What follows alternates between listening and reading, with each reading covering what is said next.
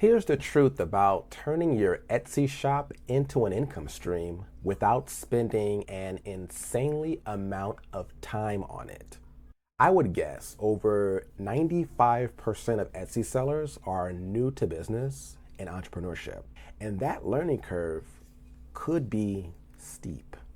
Which is why I started this YouTube channel to begin with, to help you go from being just another Etsy seller to becoming a savvy entrepreneur on Etsy. You may have jokingly said to yourself that you have the business education of a fifth grader. If it makes you feel better, closer to the end of this video, I'm going to share with you what I recently learned from a fourth grade workbook that changed my business forever. Before we get there, I'm going to unveil 3 major mistakes to avoid that keep your Etsy shop from becoming a solid income generator. You may have struggled with the question, should you have a general shop or a niche shop? Let me first answer a different question that people ask. Do I need a college degree in business or marketing to really succeed on Etsy? Or would it really help me?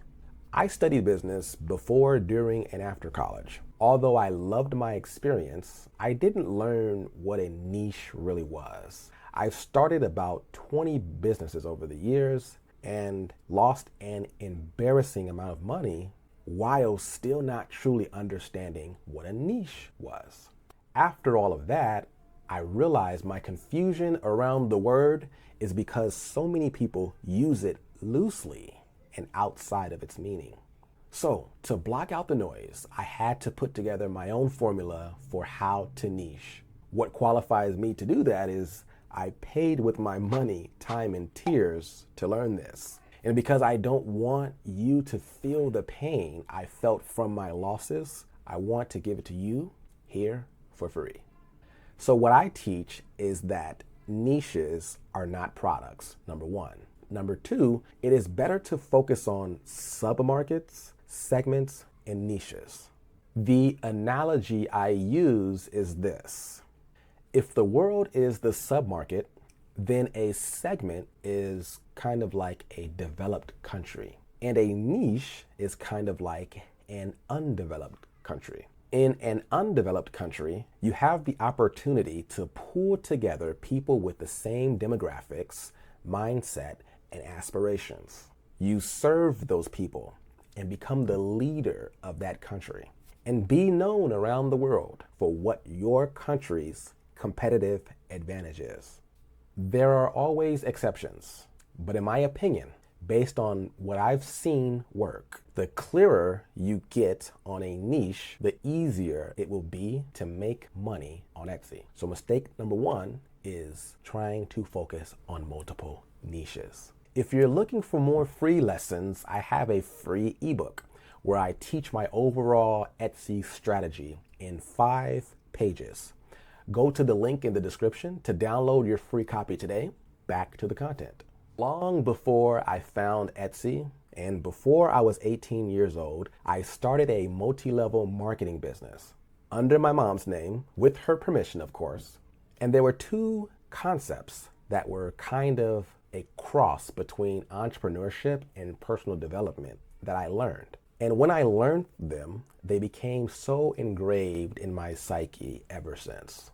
Number 1, learn as you earn. And number 2, take massive action.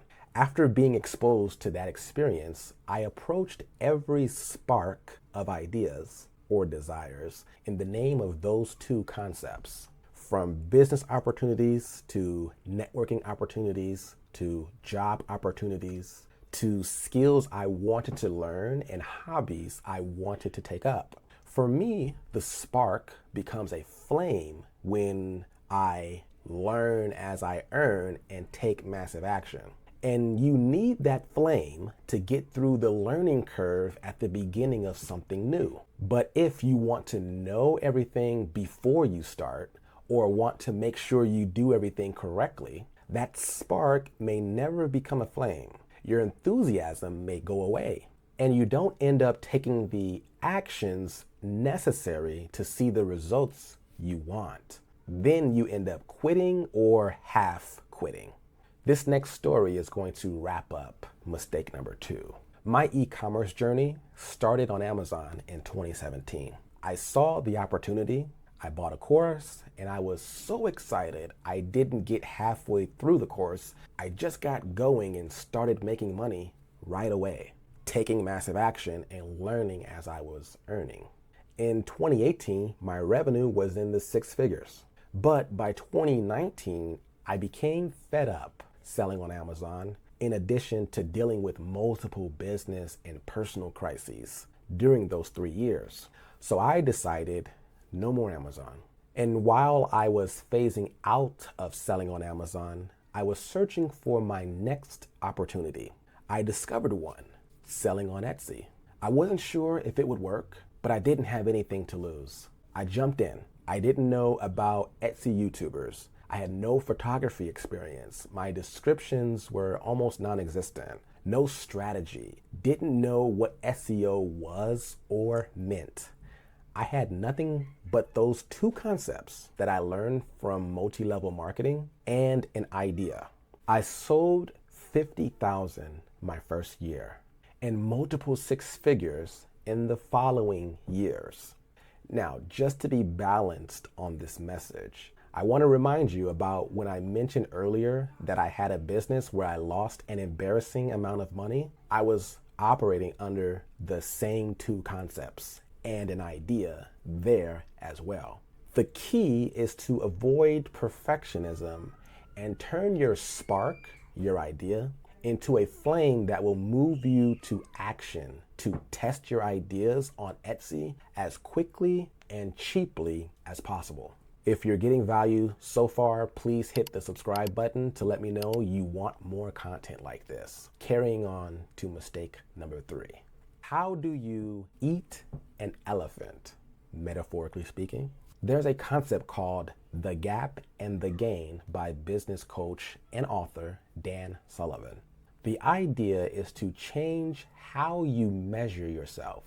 Naturally, we focus on where we are now and where we ideally want to be. That's the gap. The new way is to look at where you are now and celebrate the progress you made from where you started.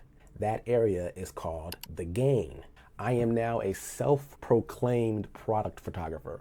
For many years, even today sometimes, I would go on Etsy and see amazing product photos, and I would find myself in the gap, feeling very discouraged and ready to give up. But I'm glad I didn't. I just set small goals to get better at photography over time. So mistake number 3 is the fear of learning new things. When I'm learning something new that I don't think I can be good at, another example for me was using Canva to edit the photos. I use the trick of doing whatever seems like the next thing to do. Try my best at it, deal with the challenges as they come, then move on to the next seemingly logical thing to do. And being okay with it not being a straight path to mastery. So, how do you eat an elephant? One bite at a time. We're going to switch things up a bit. I'm going to go over a bonus mistake. Then we will wrap up with the 4th grade lesson that I promised earlier. So let's get into the bonus mistake right now. I think Etsy treats its sellers better than any other marketplace. I know what you're thinking. What about all the shops that get banned? They allow non-handmade items. They deactivate legit listings for false violations. I've had my fair share of problems on Etsy too. As I mentioned earlier, I have sold on other marketplaces before. I remember sellers on those platforms venting about the same problems. Now, watching Etsy sellers is like deja vu for me. Using my experiences to make these comparisons, the Etsy algorithm is far more rewarding and forgiving, easier to understand. Its listing process is simpler. The fees are so much lower. Etsy looks out for its sellers in cases with bad customers. There are things you can do on Etsy for free that you must pay for on other marketplaces. For example, running a sale on your products. On eBay, you have to pay to do that. With all of that being said, entrepreneurs on Etsy, a term I coined, are not romantic about Etsy. We are not romantic about what Etsy used to be.